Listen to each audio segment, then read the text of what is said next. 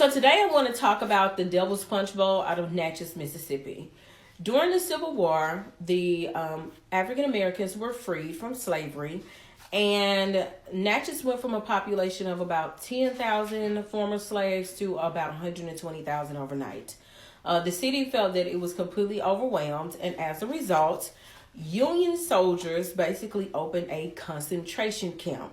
They had these really deep land areas in Mississippi that were kind of shaped like bowls. They put women and children in one bowl or some bowls, and they put men in the others.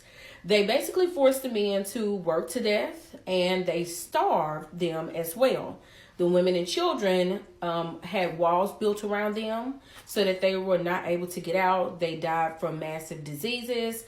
I'm going to give you a part 2 because there's more to this story.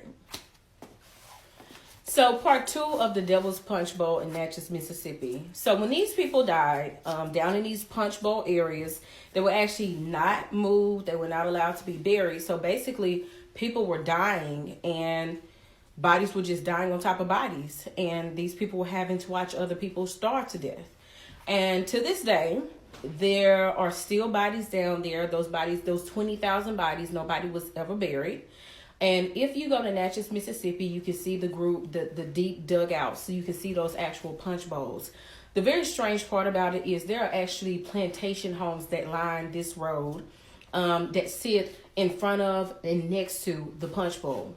There's also a Confederate cemetery that is very beautiful, very well taken care of in Natchez, Mississippi. It is immaculate exhibit that sits across from and on top of these graves as well.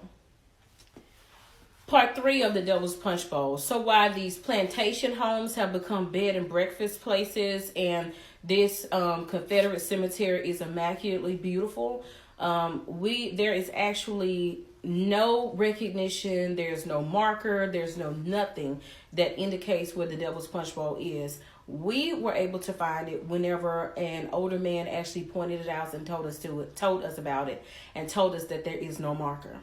As we stood on the edge looking at that site, I was absolutely moved to tears just to look over. You can see the river, and it is said that when it rains a lot and the river fills up and goes into the Punch Bowl area, because it is along the Natchez River, then bones do float up.